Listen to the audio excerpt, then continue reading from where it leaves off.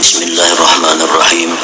Alhamdulillahirabbil alamin wassalatu wassalam ala asyrafil anbiya wal mursalin sayyidina Muhammadin wa ala alihi wa sahbihi ajma'in. Ta'rif as-salih. Adapun ta'rif as-salih, artinya apa yang dimaksud dengan saleh, sehingga orang itu bisa dikatakan seseorang yang saleh.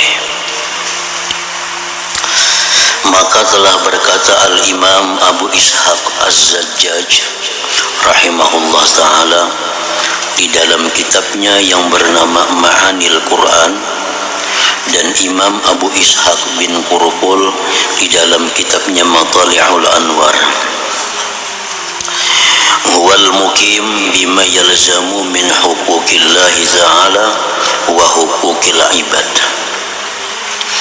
Artinya orang yang saleh itu ialah orang yang senantiasa menunaikan kewajibannya terhadap Allah dan kewajibannya terhadap manusia.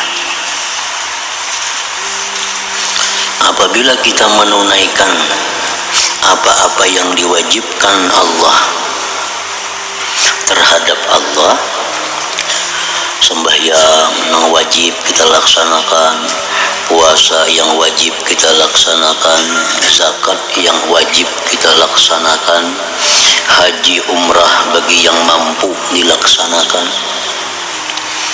yang wajib-wajib.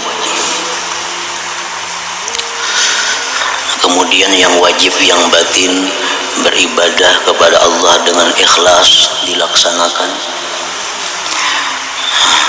Pokoknya apa-apa yang diwajibkan Allah dilaksanakannya, dan kewajibannya terhadap manusia, kewajibannya terhadap manusia, kewajiban terhadap manusia seperti menafkahi orang yang wajib dia nafkahi,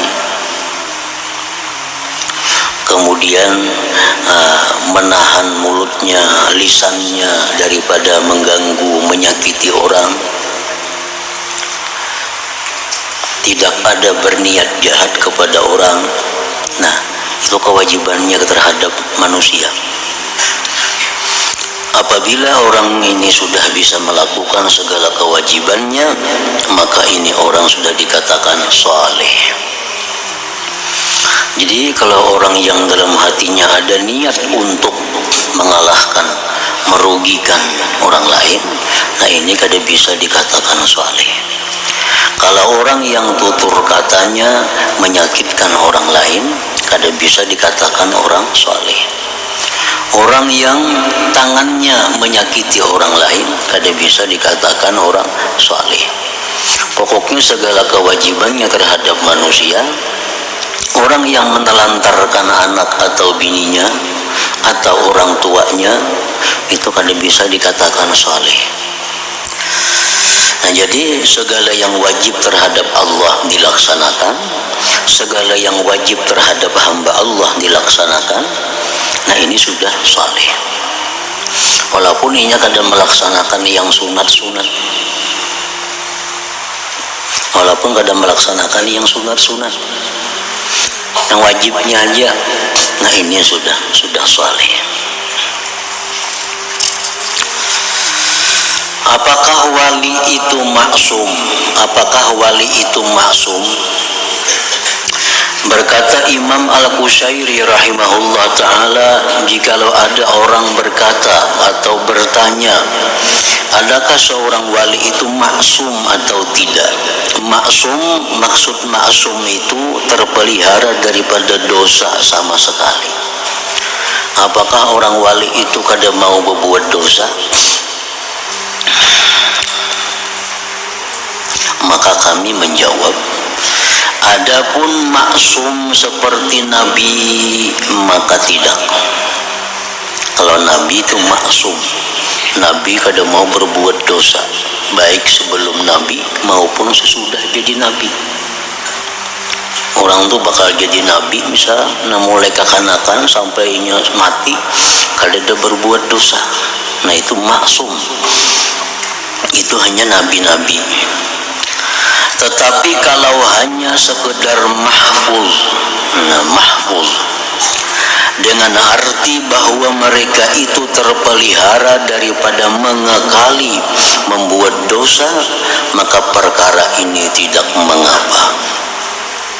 Walaupun mereka terkadang terjatuh dan tergelincir ataupun membuat kesalahan pada beberapa masa. Orang wali itu mau berbuat dosa, tapi mereka kadang mengekali dosa itu.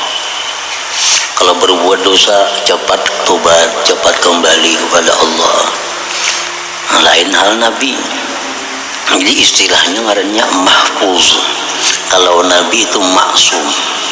Maksum terpelihara dari dosa, mahfuz terpelihara dari mengekali dosa. Nah, artinya orang wali mau berbuat dosa, tapi kada mau terus-terusan. Nyelakas tobatnya kepada Allah. Pernah orang bertanya kepada Imam Al-Junaid Al-Baghdadi rahimahullah ta'ala, adakah orang yang arif itu boleh berzina? Orang yang sudah ma'rifat dengan Allah, orang yang sudah jadi waliullah, maulainya berzina. Lalu Imam Al-Junaid menundukkan kepala sekejap, kemudian lalu beliau mengangkatkannya sambil berkata, wa kana amrullah qadaran maqdura. Maksudnya, dan adalah keputusan Allah itu sesuatu takdir yang mesti berlaku. Artinya boleh, mungkin, bisa orang wali, orang ma'rifat itu berzina, tapi kada selalu, kada jadi gawian. Andai kata mereka pun jatuh dalam takdir Allah berzina, mereka segera tobat kepada Allah. Dan berkata Imam Sahal Al-Tustari rahimahullah ta'ala, jikalau ditanya adakah pernah hilang rasa takut kepada Allah ta'ala daripada hati para wali, maka kami menjawab, biasanya khauf senantiasa ada di hati para wali yang besar-besar. Walaupun demikian, namun masih boleh berlaku kelalaian dengan cara yang jarang sekali. Artinya orang wali itu kalau hatinya memang selalu takut kepada Allah, tapi perkara berbuat dosa itu boleh terjadi kepada mereka itu.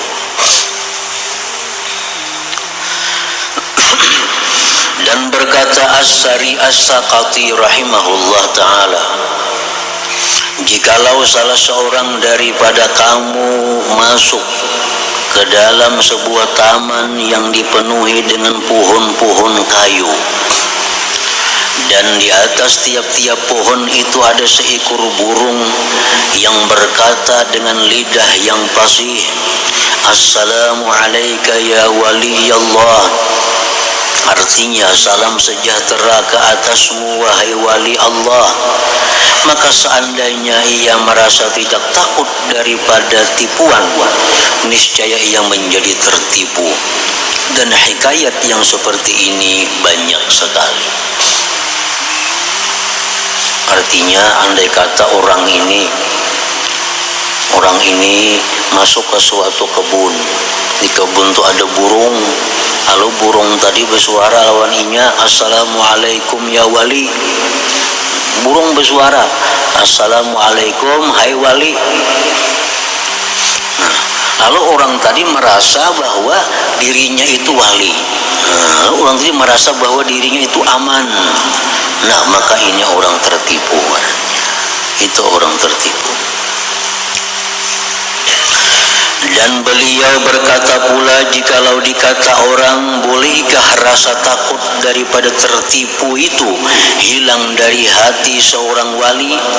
Kami menjawab, jikalau seorang wali itu sedang tenggelam pada syuhudnya perhatiannya dan telah hilang segala perasaannya daripada segala yang ada yang di sekelilingnya, maka pada waktu itu rasa takut tertipu tadi telah hilang daripadanya. Apakah orang wali itu hatinya itu hilang perasaan takut, takut mati jahat, takut mati kada membawa iman, maulah hilang takut itu di hati orang wali? Kalau dia dalam keadaan musyahadah kepada Allah, itu bisa hilang perasaan takut tertipu itu. Tapi kalau mereka kembali kepada keadaan normal, perasaan takut terhadap tertipu itu selalu ada dalam hati mereka.